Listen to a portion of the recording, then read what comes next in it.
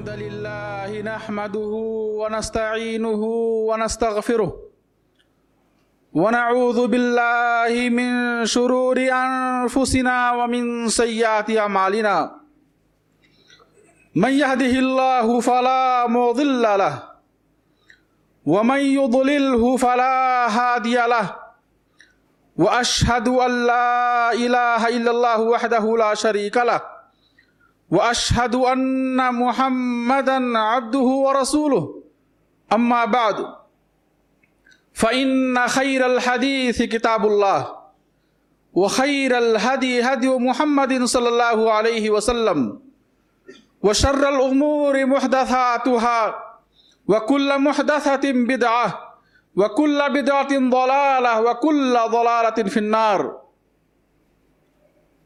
يا أيها الذين آمنوا اتقوا الله حق تقاته ولا تموتن إلا وأنتم مسلمون يا أيها الناس اتقوا ربكم الذي خلقكم من نفس واحدة وخلق منها زوجها وبث منهما رجالا كثيرا ونساء واتقوا الله الذي تساءلون به والأرحام إن الله كان عليكم رقيبا يا أيها الذين آمنوا اتقوا الله وقولوا قولا سديدا يصلح لكم أعمالكم ويغفر لكم ذنوبكم ومن يطع الله ورسوله فقد فاز فوزا عظيما وقال سبحانه وتعالى لا إكراه في الدين وقال سبحانه وتعالى أفأنت تكره الناس حتى يكونوا مؤمنين وقال سبحانه وتعالى فمن شاء فليؤمن ومن شاء فليكفر وقال سبحانه وتعالى وإن أحد من المشركين استجارك فأجره حتى يسمع كلام الله ثم أبلغه مأمنه ذلك بأنهم قوم لا يعلمون رب اشرح لي صدري ويسر لي أمري واحلل عقدة من لساني يفقهوا قولي برادران اسلام، حاضرین جمعہ، دینی و ملی بھائیوں،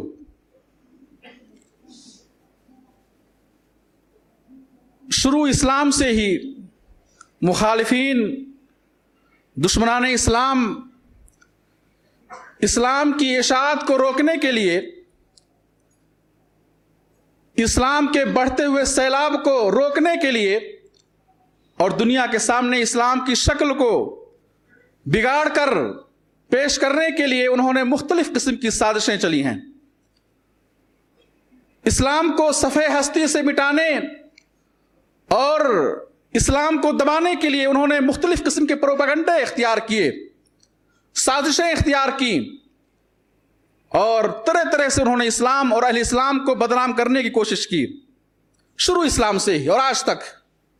اور یہ اسلام اور کفر کی لڑائی چلتی رہے گی، حق و باطل کی لڑائی چلتی رہے گی اور باطل کو ایک دن مٹنا ہے، حق ہی غالب رہے گا۔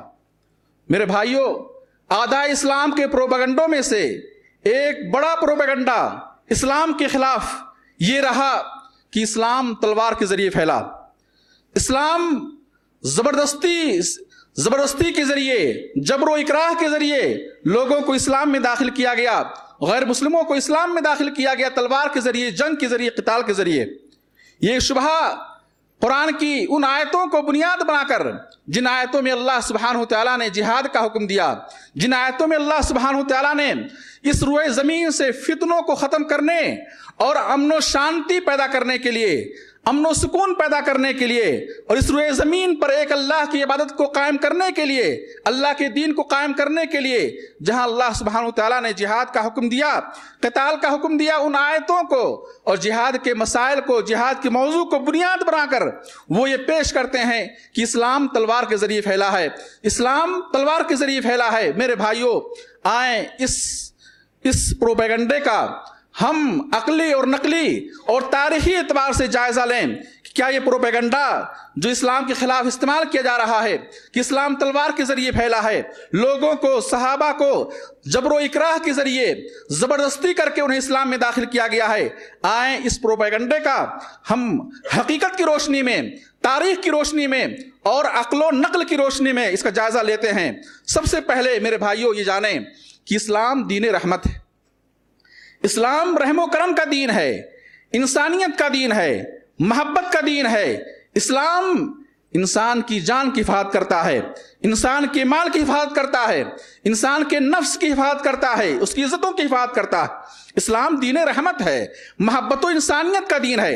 اور قرآن کریم میں اللہ سبحانہ و تعالیٰ نے مختلف آیتوں میں قتل کی مذمت فرمائی ہے، اور اللہ فرماتے ہیں انہ من قتل نفسا بغیر نفس او فساد فی الارض فکأنما قتل الناس جمیعا، جس شخص نے ناحق یا بغیر کسی شر و فساد کے ناحق جس نے کسی نفس کو قتل کیا، کسی انسان کو قتل کیا، ناحق جس نے کسی انسان کو قتل کیا، فکأنما قتل الناس جمیعا، گویا کہ اس نے ساری انسانیت کو قتل کیا ہے۔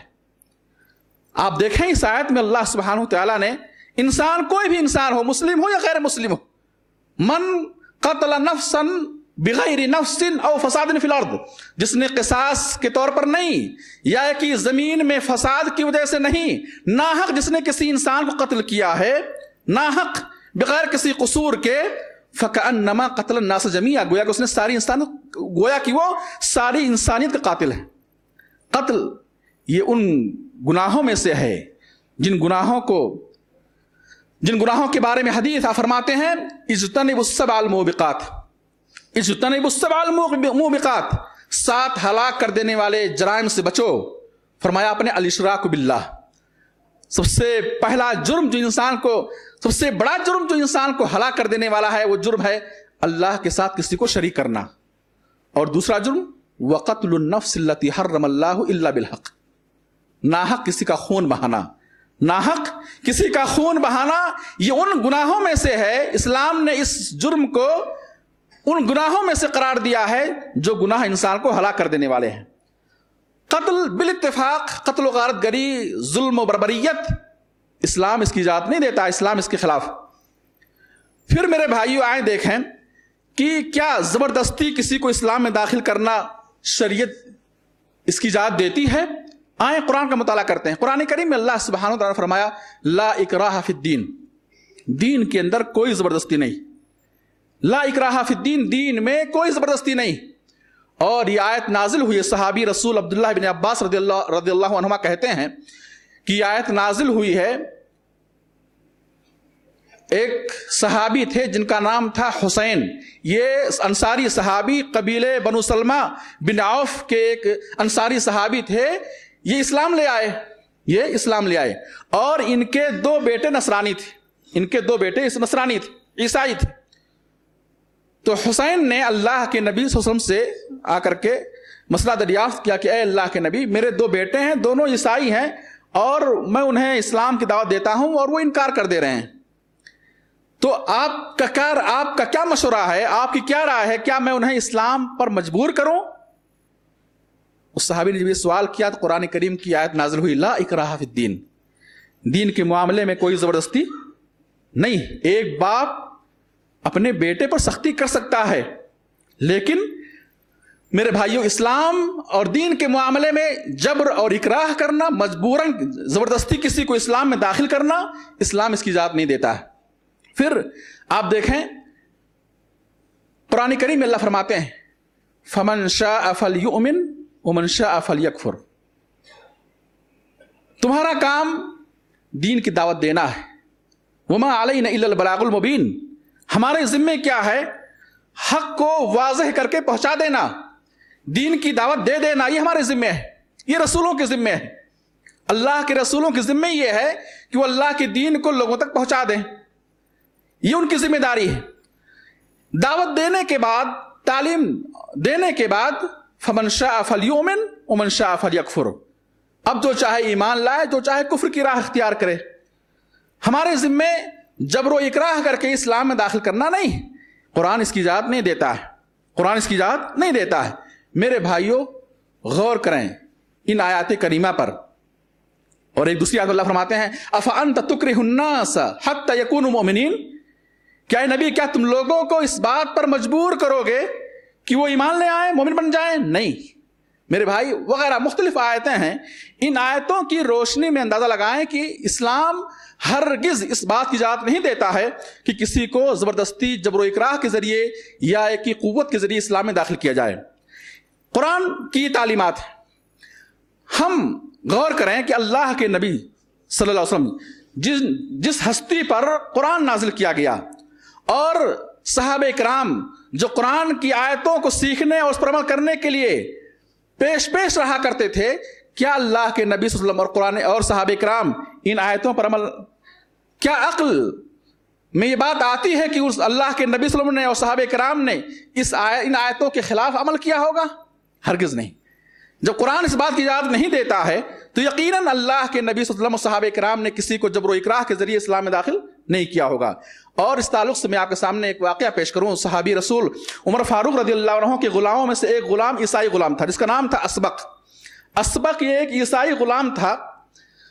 عمر فاروق رضی اللہ عنہ نے اس کی ذہانت اور اس کی ہوشیاری کو دیکھ کر کہا کہ اگر تم اسلام لے آؤ تو ہم تمہیں مسلمانوں کے بہت اہم امور پر بھیجیں گے اور تم سے ہم اسلام کی خدمت لیں گے, اسلام کی خدمت لیں گے. اس کی ذہانت کو دیکھ کر, اس کی ہوشیاری اور سمجھداری کو دیکھ کر انہوں نے یہ پیشکش کی, اور اس سے لگتا تھا کہ عمر فاروق رضی اللہ عنہ اسے کسی اہم پوسٹ اور مقام پر رکھنا چاہتے تھے. وہ خلیفہ تھے, مسلمانوں کے امیر تھے, حاکم تھے, اور بڑی باروب شخصیت تھی, معروف بڑے روب و جلال والے تھے. غلام عیسائی ہے اور اس کے سامنے جب بھی اسلام کی دعوت پیش کرتے تو وہ انکار کر دیتا اور ہر بار عمر فاروق رضی اللہ عنہ یہ کہتے لا اکراہ فی الدین, دین میں کوئی زبردستی نہیں. عمر فاروق رضی اللہ عنہ اگر چاہتے تو اپنے غلام کو تلوار کی زور پر, اپنی قوت اور حکومت کی زور پر اسے اسلام میں داخل کر دیتے. لیکن ایک غلام, اور مالک کون ہے؟ مسلمانوں کا خلیفہ اور حاکم. وہ مالک ہے اور غلام عیسائی ہے. وہ ہر بار اسلام کو ٹھکرا دیتا, اسلام کی دعوت قبول نہ کرتا, اور عمر فاروق رضی اللہ عنہ ہر بار یہ کہہ کر خاموش ہو جاتے لا اکراہ فی الدین, دین میں کوئی زبردستی نہیں. میرے بھائیوں, معلوم ہوا کہ اللہ کے نبی صلی اللہ علیہ وسلم اور صحابہ کرام نے قرآن کی ان تعلیمات پر عمل کیا, اور کہیں ایسا کوئی واقعہ نہیں ہے, ایسا کوئی حادثہ نہیں ہے کہ اللہ کے نبی صلی اللہ علیہ وسلم نے اور صحابہ نے تلوار کی نوک پر لوگوں کو اسلام میں داخل کیا ہو. آئے ہم تاریخی اعتبار سے اس موضوع کو سمجھتے ہیں. اسلام جب شروع ہوا, اسلام جب آیا, اللہ کے نبی صلی اللہ علیہ وسلم کو نبی بنایا گیا, اس وقت پورا عرب کفر و شرک پہ تھا. پورے مکہ والے کیا تھے؟ کافر و مشرک تھے. اللہ کے نبی صلی اللہ علیہ وسلم تنے تنہا اس دعوت کو لے کر, اس مشن کو لے کر کے قوم میں کھڑے ہوئے. سب سے پہلے آپ نے اپنی بیوی خدیجہ رضی اللہ عنہا کے سامنے اسلام کی دعوت پیش کی, انہوں نے اسلام قبول کیا. پھر آپ نے ابو بکر صدیق رضی اللہ عنہ کے سامنے اسلام کی دعوت پیش کی, انہوں نے اسلام قبول کیا. بچوں میں آپ نے علی بن ابی طالب رضی اللہ عنہ کے سامنے اسلام کی دعوت پیش کی, انہوں نے اسلام قبول کیا. یوں دھیرے دھیرے چند لوگ اسلام میں داخل ہوئے. کون سی تلوار تھی جس تلوار نے ابو بکر صدیق رضی اللہ عنہ کو اسلام میں داخل کیا؟ کون سی تلوار تھی جس تلوار نے علی رضی اللہ عنہ کو اسلام میں داخل کیا؟ میرے بھائیوں, آپ دیکھیں, مکی زندگی کا مطالعہ کریں, مسلمان کس طرح سے چھپ چھپا کر مکے والوں سے بچتے ہوئے وہ آپ کے پاس آتے اور آپ سے اسلام کی تعلیم لیتے تھے. دار ارقم میں صحابہ کرام چھپ چھپا کر کے وہاں رات کسی حصے میں وہاں جمع ہوتے, اکٹھا ہوتے اور آپ سے اسلام کی تعلیم لیتے تھے. کون سی تلوار تھی اللہ کے نبی صلی اللہ علیہ وسلم کے پاس؟ بلکہ 13 سالہ دور مکی کو آپ دیکھیں, ایک قطرہ خون نہیں بہا. کسی بھی شخص کا, مسلمانوں کی جانب سے کسی بھی شخص کا ایک خون نہیں بہا, کسی شخص پر زبردستی نہیں کی گئی. آپ 13 سالہ مکی دور دیکھیے. بلال رضی اللہ عنہ ایک غلام تھے, امیہ بن خلف الجمحی کے غلام تھے. اسلام قبول کیے. آپ غور کریں کہ بلال رضی اللہ عنہ کو کس طرح سے مکے کے اندر اسلام لانے کی وجہ سے انہیں تکلیفیں دی گئیں. سخت دھوپ میں, سخت گرمی میں, دوپہر کے وقت दोपहर के वक्त जब पत्थर गर्म होता तो उस गर्म रेतीली जमीन पर और गर्म पत्थर पर उन्हें नंगे पीठ लिटा दिया जाता और उनके सीने पर एक भारी पत्थर रख दिया जाता और कहा जाता, ऐ बिलाल, या तो तुम ऐसे ही मर जाओगे या फिर तुम क्या है, मोहम्मद सल्लल्लाहु अलैहि वसल्लम के साथ कुफ्र करो। कुफ्र अगर नहीं करोगे, उन्हें नहीं छोड़ोगे, उनका इनकार नहीं करोगे, तो तुम ऐसे ही क्या है, इस गर्मी में तुम तड़प तड़प कर मर जाओगे।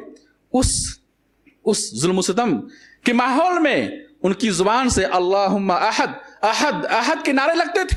बताएं कौन सी तलवार थी सहाबा इकराम की जानिब से जिस तलवार ने बिलाल हबशी रज़ियल्लाहु अन्हु को इस्लाम पर कायम रखा और इस्लाम पर उन्हें मजबूर किया? है ऐसी कोई तलवार थी? किस तलवार की बिना पर सुमैया रज़ियल्लाहु अन्हा जो इस्लाम की पहली खातून है, जो शहीद हुई है अल्लाह की राह में, सुमैया रज़ियल्लाहु अन्हा को किस तलवार ने इस्लाम में दाखिल किया था? उन पर जो जुल्म हुए, आप सीरत पढ़ें, तारीख पढ़ें, वो इस्लाम की खातिर अपनी जान कुर्बान करना उन्होंने गवारा कर लिया, मगर वो इस्लाम से नहीं फिरी। इस्लाम को उन्होंने अपने इस्लाम के दामन को उन्होंने नहीं छोड़ा। मेरे भाइयों, किस तलवार ने सुमैया रज़ियल्लाहु अन्हा को इस्लाम पर कायम रखा? किस तलवार ने खब्बाब बिन अर्त को इस्लाम पर कायम रखा? उन्हें सख्त गर्मी में उन्हें आग की चिंगारियों पर उन्हें लिटा दिया जाता इस्लाम लाने की वजह से। दुश्मनाने इस्लाम, कुफार और मुशरिकीन, मक्के के लोग खब्बाब बिन अर्त को, जो इस्लाम ला चुके थे, गुलाम थे और कबीले बनु खज़ा की एक औरत उम्मे अन्मार के गुलाम थे, उन्हें आग के अंगारों पर लिटा दिया जाता इस्लाम लाने की वजह से। कहा जाता कि अगर तुम इस्लाम को तर्क नहीं करोगे, नहीं छोड़ोगे, तो तुम्हें ऐसे ही हलाक हो जाना है, मर जाना है। उन्होंने मेरे भाइयों सब कुछ, सारी तकलीफें बर्दाश्त कर ली, मगर इस्लाम को तर्क नहीं किया। कौन सी तलवार थी जो बिलाल हबशी, खब्बाब बिन अर्त, सुमैया रज़ियल्लाहु अन्हा और दीगर उन सहाबा को जो इंतहाई कमजोर थे और मक्के के अंदर जुल्म सितम की चक्की में पिस रहे थे, किस तलवार ने उन्हें इस्लाम में दाखिल किया था? और आप देखें, बड़ा ही दर्दनाक वाकया है हबीब बिन ज़ैद रज़ियल्लाहु अन्हु का। हबीब बिन ज़ैद रज़ियल्लाहु अन्हु किसी सफर से वापस हो रहे थे, रास्ते में उनकी मुलाकात एक मुद्दई नबुवत मुसैलमा अल कज़्ज़ाब से हुई। मुसैलमा अल कज़्ज़ाब जिसने नबी होने का दावा किया था, तो सहाबी हबीब बिन ज़ैद की मुलाकात मुसैलमा कज़्ज़ाब से हुई। मुसैलमा कज़्ज़ाब ने उनको बंधवाया, उनके हाथ पैर को बंधवा दिया और फिर उनके जिस्म के एक एक उज़्व को काटता और कहता कि तुम मुझे अल्लाह का रसूल मानते हो या नहीं मानते हो? वो हर बार कहते कि नहीं, तुम अल्लाह के रसूल नहीं हो, तुम अल्लाह के रसूल नहीं हो। वो इस्लाम पर कायम रहे, उनके जिस्म के एक एक टुकड़े कर दिए, उनके जिस्म के आज़ा को अलग अलग कर दिया गया, मगर वो इस्लाम से नहीं फिरे। मेरे भाई जरा गौर करें, अक्ल का इस्तेमाल करें कि अगर क्या तलवार की जोर पर किसी के दिल में इस तरह से ईमान और अकीदा रासिख किया जा सकता है? हरगिज नहीं। तलवार की जोर पर किसी के दिल को फेर नहीं सकते। हाँ, वक्ती तौर पर मुमकिन है वो तलवार के खौफ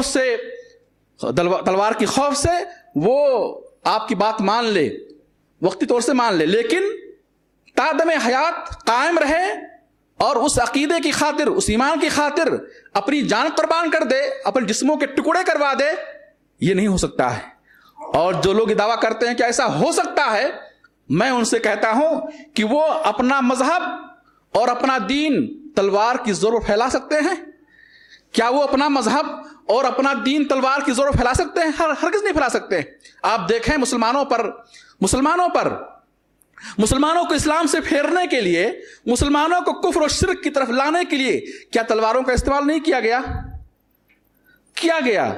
सहाबे किराम को शहीद किया गया, तलवारों का इस्तेमाल किया गया। ऐसी कोई मिसाल नहीं है कि तलवार के खौफ से कोई भी शख्स और कोई भी मजहब वाला, दीन वाला अपने मजहब और दीन को फैला सके। हरगिज़ नहीं, ऐसा नहीं हो सकता है। अक्ल इसका इनकार करती है। हाँ, वक्ती तौर से मुमकिन है तलवार के खौफ से आपकी बात कबूल कर ले, लेकिन तादमे हयात उस पर डटे रहना, जमे रहना, कायम रहना, ऐसा नहीं हो सकता है। मेरे भाई, इस्लाम अपने अंदर सच्चाई रखता है। फिर आगे बढ़ें आप। मक्की जिंदगी में बैत उक़बा उला हुआ। بیعت عقبہ ثانیہ ہوا، جو مدینے سے صحابہ کرام کی مدینے والوں کی ایک بڑی جماعت حج کرنے کے لیے جب مکے پہنچی اور اللہ کے نبی صلی اللہ علیہ وسلم ان کے خیموں میں گئے اور انہیں اسلام کی دعوت دیے، میرے بھائیوں بیعت عقبہ اولا اور ثانیہ میں کافی مردوں اور عورتوں نے اسلام قبول کیا۔ کون سی تلوار تھی جس کے ذریعے انہوں نے اسلام قبول کیا تھا؟ کس تلوار کے خوف سے انہوں نے اسلام قبول کیا تھا؟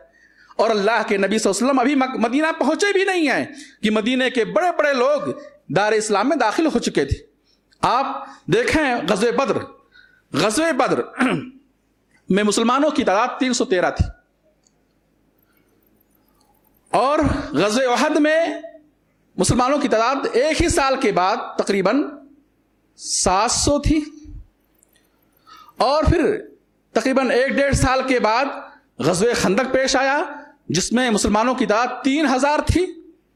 313 700 3000 ان غزوات کے بیچ میں مدینے کے اندر کس تلوار کا استعمال کیا گیا تھا جس کی بنا پر اتنی تیزی کے ساتھ اسلام پھیلا؟ کوئی تلوار نہ تھی۔ غزوہ بدر جو پیش آیا مسلمانوں کی طرف سے پہل نہیں، بلکہ مکے سے کفار و مشرکین مسلمانوں کو ختم کرنے کے لیے گئے تھے۔ مکے سے مدینہ مسلمانوں کو ختم کرنے کے لیے کفار و مشرکین کی ایک مسلح فوج گئی تھی۔ میرے بھائیوں اگر اسلام تلوار سے پھیلتا تو غزوہ بدر مسلمانوں کے پاس کون سے ہتھیار تھے؟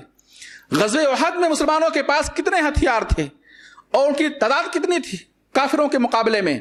غزوہ خندق میں جبکہ تمام قبائل عرب اور مشرکین مکہ نے مدینے سے مکہ کے بیچ میں جتنے مشرک قبائل تھے ان سارے قبائل کو جمع کر کے، ساری جماعتوں کو اکٹھا کر کے وہ مدینے پر چڑھائی کیے۔ ان کی تعداد 10,000 تھی۔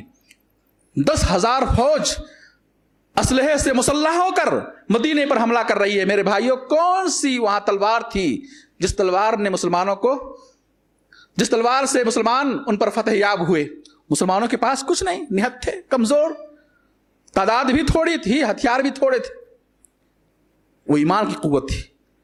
صلح حدیبیہ کے موقع پر کس تلوار کا مسلمانوں نے استعمال کیا؟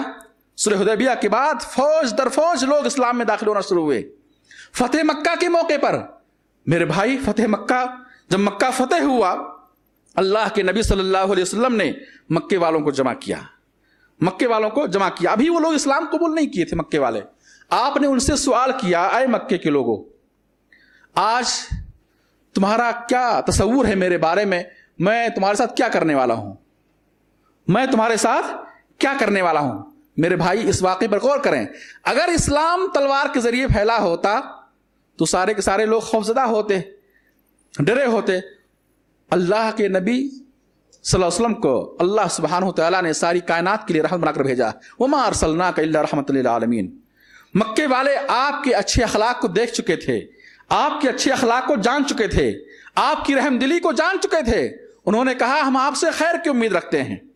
وہ لوگ جو اللہ کے نبی صلی اللہ علیہ وسلم کے خون کے پیاسے تھے، جنہوں نے آپ کے گھر کا محاصرہ کروایا تھا آپ کو قتل کرنے کے لیے، اور جنہوں نے صحابہ کرام پر طرح طرح کے ظلم و ستم ڈھائے تھے، وہ لوگ موجود تھے جنہوں نے صحابہ کرام کو، اللہ کے نبی صلی اللہ علیہ وسلم کو، صحابہ کرام کو مکہ شہر چھوڑنے پر مجبور کیا تھا۔ وہ لوگ وہاں موجود تھے۔ وہ دشمنان کہتے ہیں خیرن، ہم آپ سے خیر کی امید رکھتے ہیں، آپ شریف النفس ہیں اور شریف النفس بھائی کے بیٹے ہیں، ہم آپ سے خیر کی امید رکھتے ہیں۔ میرے بھائیوں اگر اسلام ظلم و بربریت سے پھیلا ہوتا، جبر و اکراہ سے پھیلا ہوتا، اسلام اگر تلوار کی زور سے، تلوار کی قوت سے پھیلا ہوتا تو سارے کے سارے لوگ، وہ سارے دشمنان اسلام یہ گواہی نہیں دیتے کہ آپ شریف النفس ہیں، بڑے مہربان ہیں، مہربان بھائی کے بیٹے ہیں اور آپ سے ہم خیر کی امید رکھتے ہیں۔ میرے بھائیوں اللہ کے نبی صلی اللہ علیہ وسلم نے فرمایا جاؤ فانتم الطلقاء، تم سب کے سب آزاد ہو، فتح مکہ کے موقع پر۔ اس کے بعد آپ دیکھیں آپ نے اعلان کیا، معافی کا اعلان کیا، سارے ظالموں کو آپ نے معاف کر دیا۔ آپ کی اس معافی اور خوش اخلاقی کو دیکھ کر لوگ اسلام میں فوج در فوج داخل ہونے لگے۔ مکہ فتح کرنے کے لیے آپ نے کس تلوار کا استعمال کیا تھا؟ اور فتح مکہ کے بعد جو काफिरों और मुश्रिकों की जमातें आकर के इस्लाम में दाखिल हो रही थीं, आपने उन्हें इस्लाम में दाखिल करने के लिए कौन सी तलवार का इस्तेमाल किया था?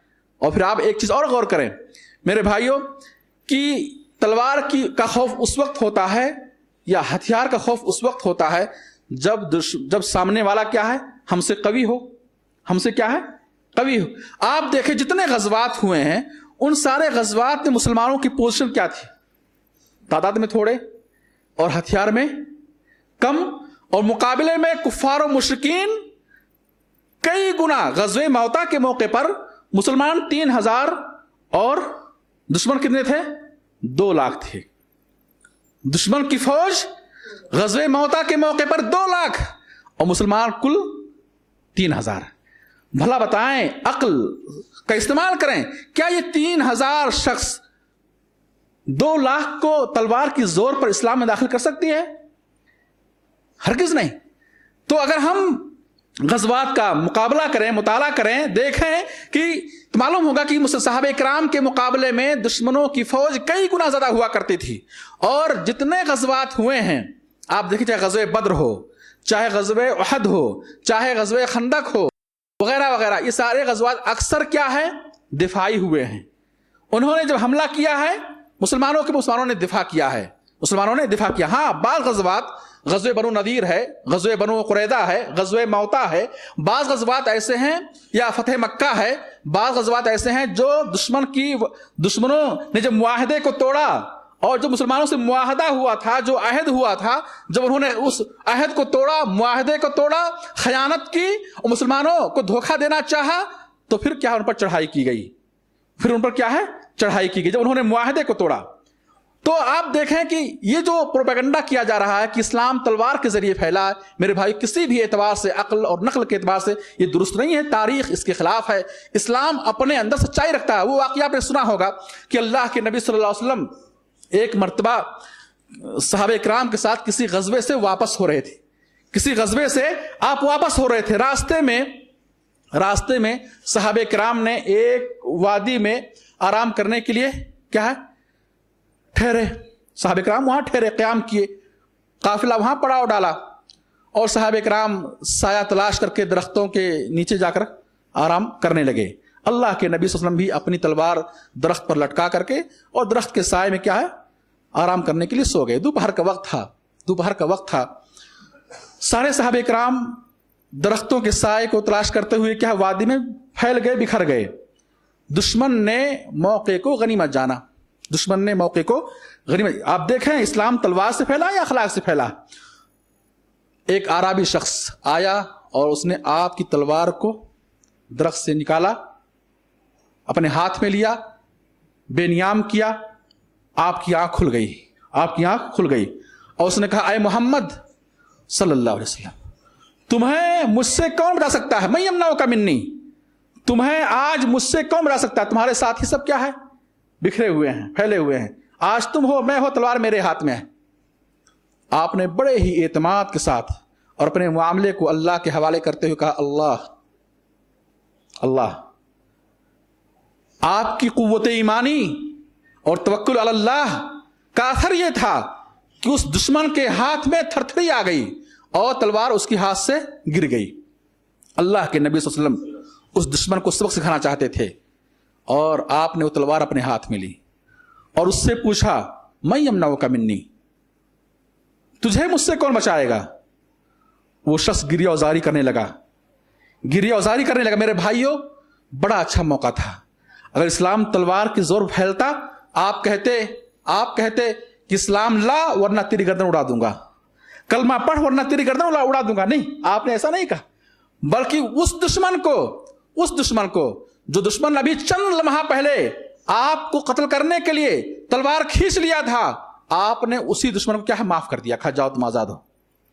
जब अपनी कौम में गया, जाकर के लोगों से कहता है कि आज मैं सारे इंसानों में सबसे बेहतर इंसान के पास से आया हूं, इस्लाम तलवार के जोर पर नहीं फैला है। मेरे भाइयों, आप जिहाद की तालीमात को देखें। अल्लाह के नबी सल्लल्लाहु अलैहि वसल्लम ने اور اس سے پہلے قرآن کریم میں اللہ سبحانہ تعالیٰ نے کیا فرمایا؟ وَقَاتِلُوا فِي سَبِيلِ اللَّهِ الَّذِينَ يُقَاتِلُونَكُمْ وَلَا تَعْتَدُوا إِنَّ اللَّهَ لَا يُحِبُّ الْمُعْتَدِينَ، کہ اللہ کی راہ میں جہاد کرو ان لوگوں سے جو تم سے جنگ کرتے ہیں، لڑائی کرتے ہیں، ان سے تم جہاد کرو. وَلَا تَعْتَدُوا، اور میدان جہاد میں بھی تم حد سے آگے نہیں بڑھنا، حد سے آگے نہیں بڑھنا. اور حد سے آگے بڑھنے والوں کو اللہ پسند نہیں کرتا ہے. حد سے آگے نہ بڑھنا، اس کی تفسیر حدیث کے اندر ہے. اللہ کے نبی صلی اللہ علیہ وسلم نے میدان جنگ میں، میدان جہاد میں آپ نے جسم کا مثلا کرنے سے منع کیا. جسم کا مثلا کرنے سے کہ کسی کے ناک ہاتھ پیر کاٹا جائے، اس سے آپ نے کیا ہے؟ منع کیا. آپ نے فرمایا لا تقتلوا النساء والصبیان، کہ میدان جہاد میں تم عورتوں کو قتل نہ کرو. وہ عورتیں جو ان دشمنوں کی عورتیں آئی ہیں ساتھ میں ان کی خدمت کے لیے، ان کی مرہم پٹی کے لیے، ولا تقتلوا النساء، عورتوں کو قتل نہ کرو، والصبیان، بچوں کو قتل نہ کرو. فرمایا اپنے جو بوڑھے لوگ ہیں انہیں نہ مارو. ایسے ہی جو راہب ہیں، اپنے دھرم کے پجاری ہیں، انہیں قتل نہ کرو. اور ان لوگوں کو بھی قتل نہ کرو جو تم سے قتال نہیں کرتے ہیں، جو جنگ میں شریک نہیں ہیں، انہیں نہ مارو. عورتوں کو نہ مارو، بچوں کو نہ مارو، بڑے بوڑھوں کو نہ مارو، اور اپنے دھرم اور اپنے مذہب کے جو پجاری ہیں، راہب ہیں، عابد ہیں، انہیں نہ مارو. ان کو مارو جو تمہیں مارنے کے لیے میدان میں آئے ہیں. آپ پڑھیں اسلام کی تعلیمات کو. لیکن جہاد کے جو اصول ہیں اور ضوابط ہیں ان کو چھپایا جا رہا ہے، اور اسلام کے اندر جو رحم و انسانیت ہے اسے چھپایا جا رہا ہے. اور میرے بھائی، جہاد کا نام لے کر، قتال کا نام لے کر، ان آیتوں کو بنیاد بنا کر کے اسلام کے خلاف یہ سازش کی جا رہی ہے کہ اسلام تلوار کے زور پر پھیلا ہے. مسلمانوں کے جو نبی ہیں محمد صلی اللہ علیہ وسلم، انہوں نے تلوار کے زور پر، جبر و اکراہ کے ذریعے، زبردستی کر انہوں نے لوگوں کو اسلام میں داخل کیا ہے، جبکہ اس کا حقیقت سے کوئی تعلق نہیں. سیرت پڑھیں، نبی کی زندگی کا مطالعہ کریں، حقائق کو دیکھیں. میرے بھائی، اسلام اخلاق سے پھیلا ہے. اسلام اخلاق سے پھیلا. اسلام اپنے اندر سچائی رکھتا ہے. اور آج دیکھیں کتنے ممالک ایسے ہیں دنیا کونے کونے میں جہاں اسلام کا نور پہنچا، اور مسلمان وہاں فوج در فوج، جوق در جوق، خاندان کا خاندان، گاؤں کا گاؤں اسلام میں داخل ہوا. میرے بھائیوں، وہاں فاتحین کی کوئی جماعت نہیں گئی تھی، مجاہدین کی کوئی جماعت وہاں نہیں گئی. آپ فلپین کو دیکھیں، انڈونیشیا کو دیکھیں، ہمارے بر صغیر کو دیکھیں، اور اسی طریقے سے یورپ اور افریقہ کے ممالک کو دیکھیں جہاں اسلام پہنچا اور وہاں کافی تعداد میں لوگ اسلام میں داخل ہوئے. میرے بھائیوں، وہاں کوئی تلوار نہ اٹھی، کوئی لڑائی نہ ہوئی، بغیر کسی جنگ و قتال کی لڑائی کے کیا ہے لوگ اسلام میں داخل ہوئے. اور بتاؤں، اور آگے بڑھیں، دیکھیں خلفائے راشدین کے زمانے میں جب اسلامی فتوحات وسیع ہوئے اور مسلمانوں نے ممالک کو فتح کیا، وہاں پر بھی بغیر کسی جبر و اکراہ کے لوگ اسلام میں داخل ہوتے گئے.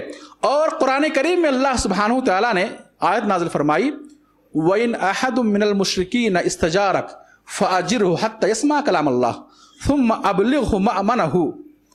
اللہ کہتے ہیں اگر کوئی مشرک، اے مسلمان اور اے نبی صلی اللہ علیہ وسلم، کوئی مسلمان اگر تم سے، کوئی کافر یا مشرک تم سے پناہ طلب کرے کہ بھائی تم مجھے اپنی پناہ میں رکھو، میں تمہاری حفاظت میں رہنا چاہتا ہوں، اگر کوئی مجھے تم بچاؤ. اگر کوئی مشرک اور کافر، اسلام کا دشمن، اللہ کا دشمن تم سے پناہ طلب کرے، کیا حکم ہے؟ وہ کافر ہے، اسلام کا دشمن ہے، مسلمانوں کا دشمن ہے، لیکن ہتھیار ڈال دیا اور وہ تمہیں تکلیف نہیں پہنچائے گا، اور وہ تمہاری پناہ اور تمہاری حفاظت طلب کر رہا ہے. اللہ کہتے ہیں، کیا کہتے ہیں؟ فَأَجِرْهُ، اسے اپنی پناہ میں رکھو، اسے اپنی پناہ میں رکھو، اس کی حفاظت کرو. حَتَّى يَسْمَعَ كَلَامَ اللَّهِ، اور اللہ کا کلام اسے سناؤ، اللہ کا دین سناؤ، اسلام کی دعوت دو. اگر اسلام قبول کر لیتا ہے تو اچھی بات ہے، اور اگر قبول نہیں کرتا ہے تو پھر کیا کرو؟ مار دو؟ نہیں. ثم ابلغ مأمنہ، پھر اسے امن و سکون کے ساتھ اس کے وطن پہنچا دو. یہ ہے اسلام.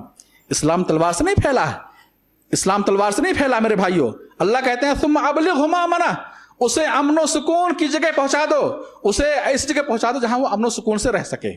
اس کے وطن پہنچا دو، اس کے گھر پہنچا دو، یا ایسی جگہ پہنچا دو جہاں وہ امن و سکون کے ساتھ رہ سکے. تو اسلام قتل و غارت گری کے خلاف ہے. اسلام تلوار کے زور پر نہیں پھیلا ہے. آپ کسی کے دل کو کسی کے عقیدے کو، کسی کے ایمان کو آپ تلوار سے نہیں بدل سکتے ہیں. اور جو لوگ اسلام کے خلاف سازش کرتے ہیں یا پروپیگنڈا پھیلاتے ہیں میرے بھائیوں، وہ اپنے دلوں میں تعصب رکھتے ہیں، وہ اسلام کی دشمنی کی بنا پر ایسی باتیں کہتے ہیں. اور میں ان سے کہوں گا کہ اگر کسی کے عقیدے کو پھیرنا ممکن ہے تلوار کے ذریعے تو تم اپنے عقیدے کو پھیلاؤ تلوار کے ذریعے، تم اپنے دین کو پھیلاؤ تلوار کے ذریعے. میرے بھائی ایسا کوئی نہیں کر سکتا ہے، اور یہ ناممکن بات ہے. میرے بھائیوں، ضرورت ہے کہ ہم اس پروپیگنڈوں کے خلاف اپنی آواز بلند کریں، انہیں اپنے قلم کے ذریعے، اپنی زبان کے ذریعے جہاں ایسی باتیں کی جائیں، بتایا جائے، انہیں ہم اسلام کی صحیح تصویر ان کے سامنے پیش کریں، انہیں بتائیں کہ دیکھو اسلام ایسا نہیں، ایسا ہے. اسلام جنگ و قتال سے روکتا ہے، ظلم و بربریت سے روکتا ہے، قتل و غارت گری سے روکتا ہے. اسلام محبت کا دین ہے، انسانیت کا دین ہے، جان و مال کی حفاظت کا دین ہے. اسلام کی تعلیمات ہیں، اسلام کی خوبیاں بیان کرنا اور لوگوں میں اسے عام کرنا یہ وقت کی بلکہ ہماری دینی ضرورت ہے. اللہ ہم سب کو توفیق دے، آمین رب العالمین. اقول قولی هذا واستغفر الله لي ولكم ولسائر المسلمين فاستغفروه انه هو الغفور الرحيم.